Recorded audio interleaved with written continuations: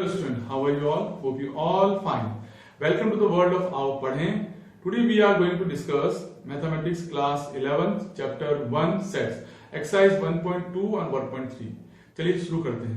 Maths class 11 chapter 1 sets. देखिए exercise 1.1 हम कर चुके हैं, पिछले वीडियो में आपने देखा होगा. Now we have discuss exercise 1.2. 1.2 के अंदर देखिए मैं साथ साथ में आपको समझाते भी रहूंगा और क्वेश्चन भी सॉल्व करते रहेंगे. बहुत इजी एक्सरसाइज है और आप लोग इजीली कर लेंगे इसमें. तो फर्स्ट क्वेश्चन जो है उससे स्टार्ट करने से पहले एम्प्टी सेट, नल सेट और वॉइड सेट ये क्या होते हैं, इसका मतलब होता है कि अगर कोई खाली सेट होता है उसको हम एम्प्टी सेट, नल सेट या वॉइड सेट कहते हैं. इसको लिखने का पैटर्न सेट बना दीजिए और कुछ मत लिखिए, या फिर फाइव बना दीजिए. दोनों ही इसके मतलब होते हैं लिखने के. अब इसमें क्या आते हैं, जैसे मैं कह दूं कि इसमें क्या आएंगे, तो ऐसे जो चीज इम्पॉसिबल है वो सब इसमें एम्प्टी सेट में आएगी. जैसे मैं एग्जांपल दे दूं कि दुनिया का ऐसा व्यक्ति जिसकी हाइट 150 फीट हो, तो ऐसा पॉसिबल नहीं है कि दुनिया का ऐसा कोई व्यक्ति हो जिसकी हाइट 150 फीट हो. तो इसका मतलब इम्पॉसिबल है, वो एम्प्टी सेट में आएगा, ऐसा कोई सेट बन ही नहीं सकता. तो वो चीज सारी एम्प्टी सेट के अंदर आती है. इससे रिलेटेड क्वेश्चन नंबर 1 देखिए. पहला क्वेश्चन ही है कि आपको बताना है कि कौन से एम्प्टी सेट है और कौन से एम्प्टी सेट नहीं है. तो देखिए फर्स्ट जो है odd natural number dividing by 2. ऐसे नंबर जो 2 से डिवाइड हो और ऑड नंबर्स हो, ऑड नेचुरल नंबर. तो देखिए ऑड नेचुरल नंबर क्या होते हैं, ऑड नंबर होते हैं 1, 3, 5, 7 और 2 से डिविजिबल हो. ऐसा कोई नंबर ही नहीं है जो 2 से परफेक्टली डिविजिबल हो. डिविजिबल तो है, 1.5 आ सकते हैं, 0.5 आ सकते हैं, 2.5 आ सकते हैं, बट परफेक्टली डिविजिबल नहीं है. तो ऐसा कोई डिविजिबल नहीं है कि 2 से आ जाए, तो वो क्या हो जाएगा एम्प्टी सेट. ये ब्लैंक लिख दीजिए या 5 लिख दीजिए, दोनों का मतलब एक ही है. नेक्स्ट देखिए इवन प्राइम नंबर सेट. अब आपको सोचना है कि even prime number set possible है या नहीं है. तो इवन प्राइम नंबर पॉसिबल है, उसमें 2 आता है, तो ये एम्प्टी सेट नहीं होगा. ठीक है, तो ये एम्प्टी सेट नहीं होगा, ये एम्प्टी सेट होगा. ऐसी और पार्ट है वो आप ट्राई करेंगे, इजीली हो जाएंगे, बहुत सिंपल है.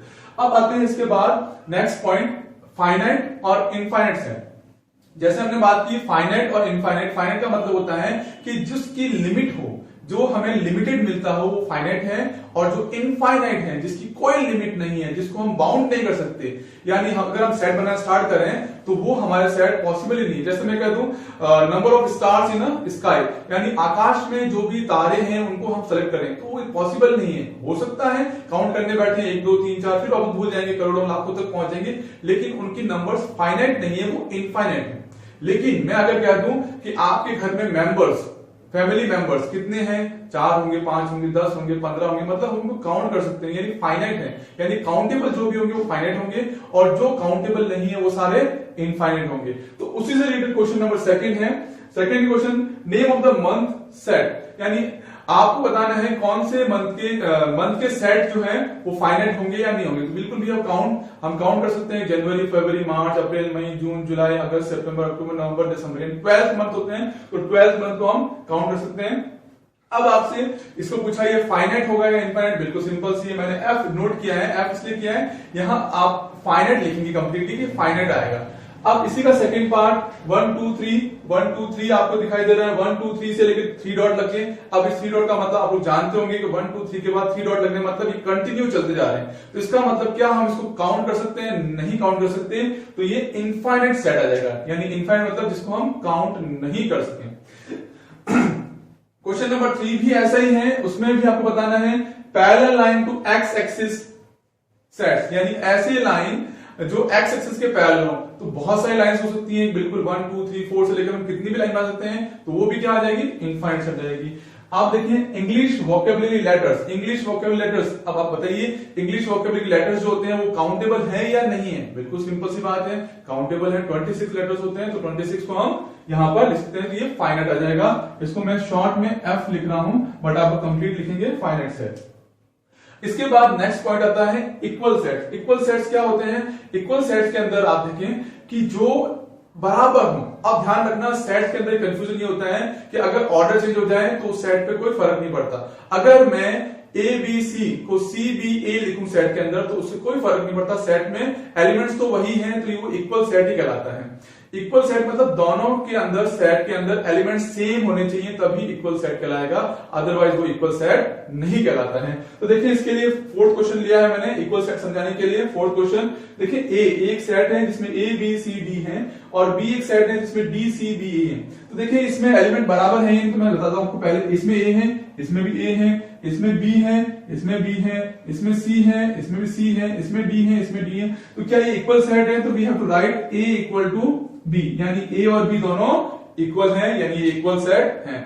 ध्यान रखना इक्वल का मतलब पूरे पूरे एलिमेंट सेम होने चाहिए अगर इक्वल बनाना है तो।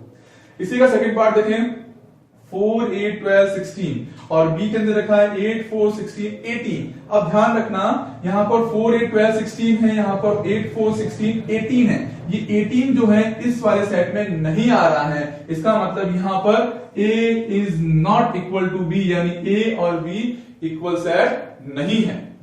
ओके, नाउ फिफ्थ क्वेश्चन भी यही है। फिफ्थ क्वेश्चन में आपको बताना है कि a और b इक्वल सेट है या नहीं। तो देखिए मैंने इसका भी फर्स्ट पार्ट ले लिया।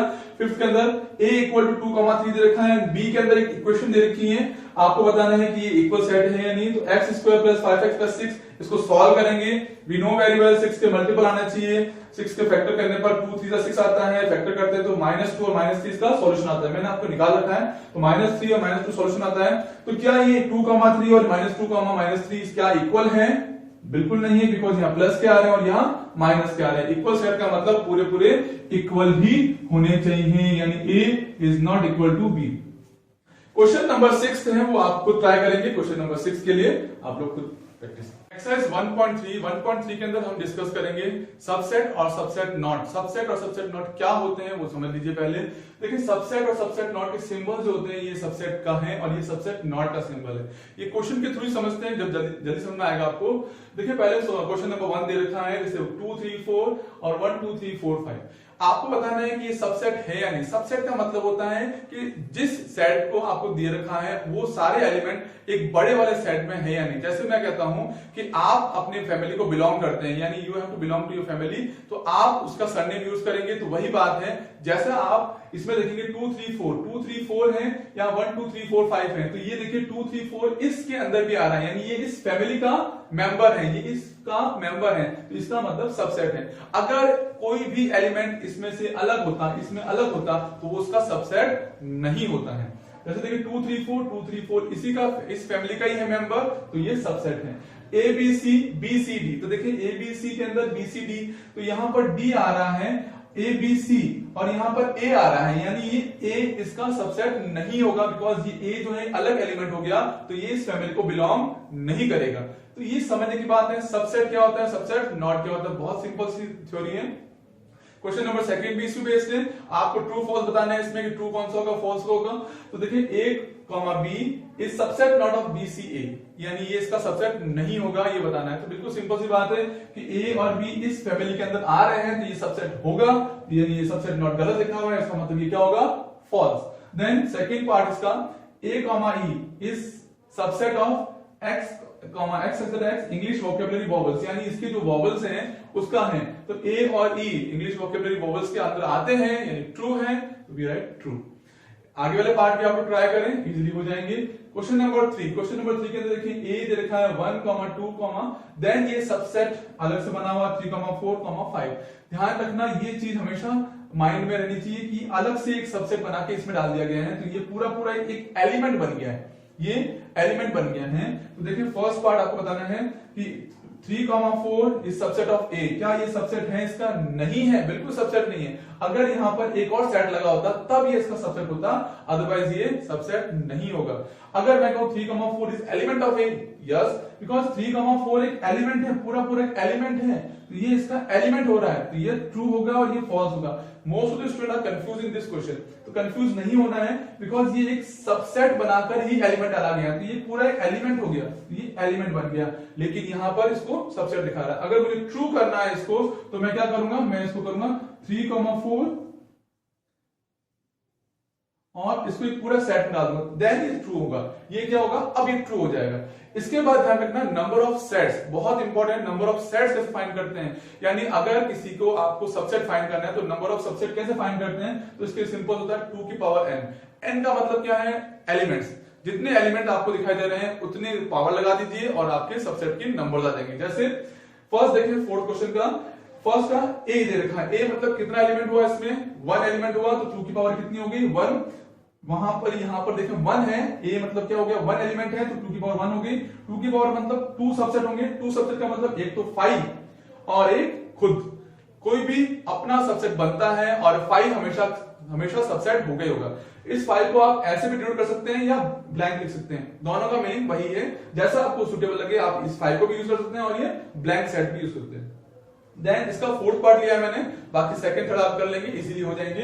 5 का मतलब होता है कुछ नहीं, 5 का मतलब कुछ नहीं मतलब कोई भी एलिमेंट नहीं, इसका मतलब क्या आ गया 2 की पावर 0, 2 की पावर 0 का मतलब होता है 1, यानी इसका सबसेट कितना आएगा 1, यानी खुद ही 5 एक सबसेट होगा, यानी 5 का सबसेट कितना हो जाएगा 5 हो जाएगा। Then question number 5 same as question number 4 first part, देखिए क्वेश्चन नंबर 5 जो है वो सेम एज फोर्थ पार्ट जो हमने किया था, फोर्थ पार्ट वैसा का वैसा क्वेश्चन है, इसलिए मैं इसको नहीं कर रहा हूं, आप लोग ट्राई करें, सेम आंसर आएगा, सेम सॉल्यूशन इसका। क्वेश्चन नंबर 6, क्वेश्चन नंबर 6 देखें, फर्स्ट दे रखा है x such that x is element of r, अब इसमें -4 देन लेस देन x जो है और इक्वल ग्रेटर देन 6, मतलब आपको समझना है कि 6 से x जो है छोटा होगा और इक्वल होगा और -4 से ये बड़ा होगा। इसमें जो चीज बात है आपको समझनी है ओपन और क्लोज, ओपन और क्लोज, ध्यान रखना ये सिंबल होता है ओपन के लिए और ये सिंबल होता है क्लोज के लिए। कैसे मतलब क्या होता है सबको बताता हूं आपको मैं, देखिए यहां पर सिर्फ और सिर्फ ये चीज लगी हुई है, यानी x is greater than, x जो है बड़ा है, इसका मतलब इक्वल नहीं है, इक्वल मतलब स्टॉप नहीं हो रहा है, यानी इसके अप्रॉक्स वैल्यू आ रही है, तो यहां पर ये ओपन हो जाएगा, यहां पर इक्वल आती है, इक्वल आती है हम क्लोज कर देते हैं, इक्वल आते हैं जहां भी इक्वल दिखे वहां पर आप क्लोज सेट लगा दीजिए, क्लोज आ जाएगा। फर्स्ट नंबर और लास्ट नंबर यूज करते हैं हमेशा, तो -4 ओपन में आ गया और 6 क्लोज में आ गया। इसके बाद और देख लें एक सेकंड देखिए x such that x is element of r means real numbers हैं, -12 यहां देखें x ओपन है, यहां भी ओपन है, तो यहां पर ओपन की सिंबल आ जाएंगे, ये दोनों ब्रैकेट्स आएंगे, स्मॉल ब्रैकेट्स आ जाएंगे इसलिए ओपन। अगर मैं यहां इक्वल लगाता तो यहां पर ठीक है ब्रैकेट चेंज हो जाते हैं, आंसर चेंज हो जाता।